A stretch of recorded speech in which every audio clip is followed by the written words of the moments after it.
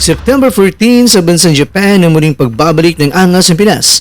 Ito na ang umalingaw-ngaw na rumored fight na mangyayari sa baluarte mismo ng halimaw ng Japan. Ang promoter ng former 3 Division World Champion na si Janriel Casimero ay may napili na nga bang kalaban.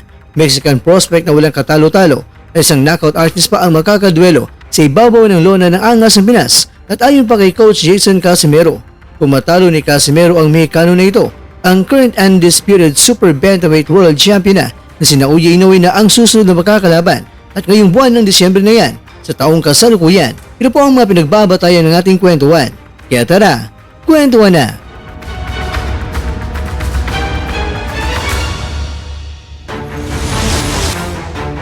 Siya si Sebastian Hernandez Reyes, siyang rising star sa bansang Mexico.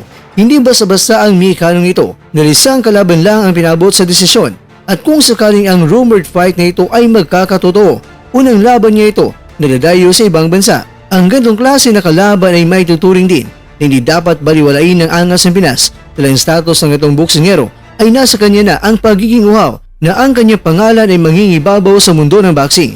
At lalong-lalo na itong si Casimero ay nasa rank 3 sa world ranking sa WBO sa Super Bantamweight World Rankings. Kaya talagang napakadelikado ito na talagang gagawin ng lahat ng Mexicanong ito para magtagumpay. Kumbaga, pinakamalaking break na itong kumakatok sa kanyang pintuan.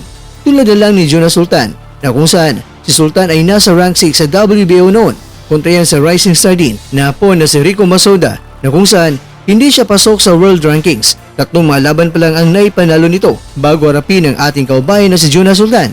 Pero sabi nga ni Sultan, hindi dapat talaga maging sobrang kampante at ina-underestimate mo ang kalaban. Kaya nangyari ay pinagulong si Sultan ng Hapon at natalo siya sa round 1. Pero kung ang kartada ng Hapon ay talong panalo at isang talo bago nakarap ni Sultan, ang Mexicanong ito kukwento ay hindi basta-basta ang kartada nito. Ikumpara mo yan sa nakalaban ni Sultan dahil meron itong malinis sa kartada dahil meron itong 16 wins at may 50 knockouts. Ang mandirigmang Mexicano ay 23 anyos pa lamang.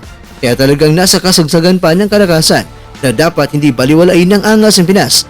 Ang rumored fight na ito ay mula ito sa isa sa mga sikat na personalidad na nangunguna sa pagbibigay ng update sa mundo ng boxing, lalong-lalo na sa ating mga mandirigmang mga Pinoy. Pero huwag po kayong magulat mga kakwento kung medyo ganito ang kanyang mga caption kapag si Casimero na ang kanyang ibinabahagi ng mga balita.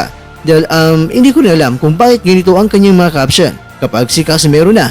Pero ganun po ay nagpapasalamat po tayo sa kanya dahil sa balitang nasagat niya.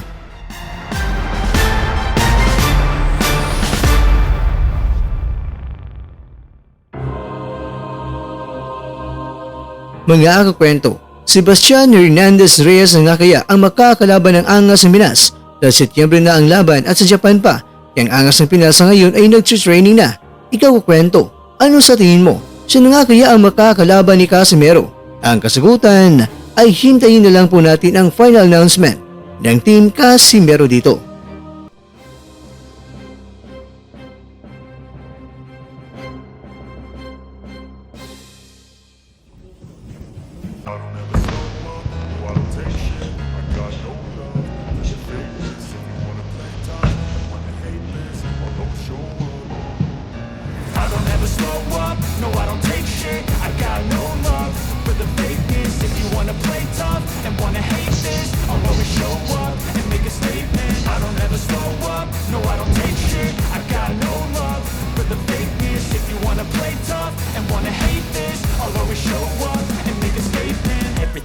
So instinctive and so passionate. Every word I move so descriptive like an adjective. I got a vendetta against people who backed it. Being negative when you should be getting after it.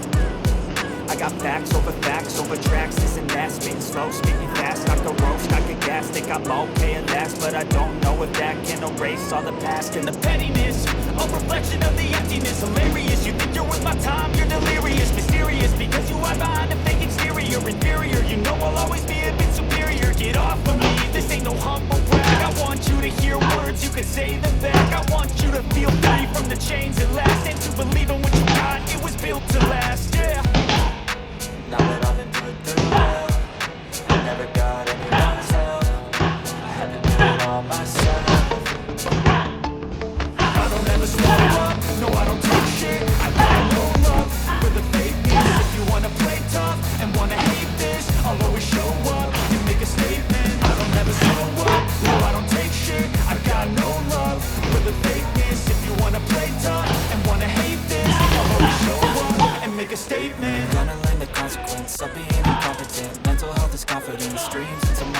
I'm here to save the day, that's for you to take away. I could play a million mind games, but I'm here to say something not illogical, something that is topical. Rub it on and watch it go, make yourself unstoppable. Dreams are irresponsible, but they're always possible. If you just believe, you could be so remarkable. Thoughts in my head, a collage and they spread. I'll be great one day, going off of my meds. No, I'm not giving up, no, I'm not giving in. I will make it to the top, taking off in the wind. I gotta make it, I'm saving every day to taste it. I'm patient, but my mind, it can hardly take it. I'm chasing a dream that I've had for several ages. A vacant, modern kingdom for the taking.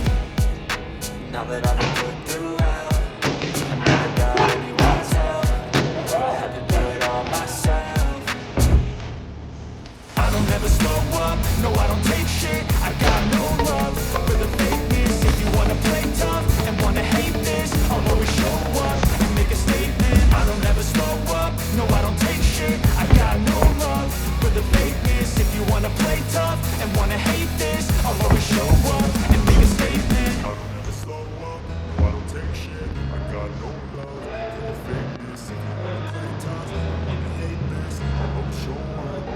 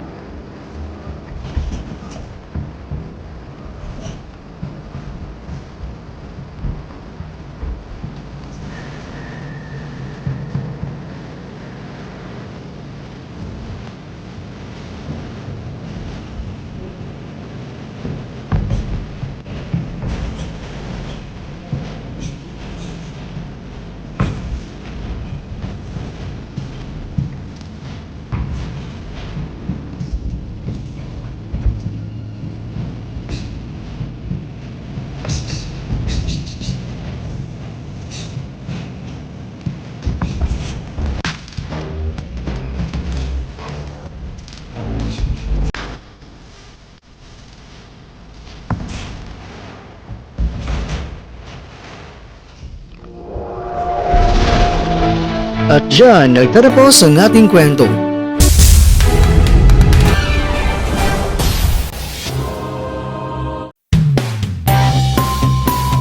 Maraming salamat mga kakwento sa inyong panonood. Pero baka naman mga kwento ay nagustuhan niyo po ang kwento natin ngayon. Baka pwede niyo po pong mabigyan dyan ng like, subscribe at pa-click na rin sa bell button.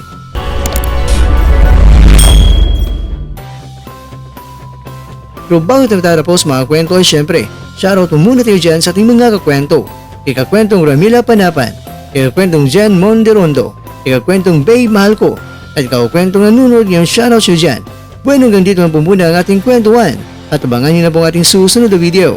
At dito lang po yan sa isang channel na kung saan maaaring ito'y mga kwentong di pa nakwento sa inyo.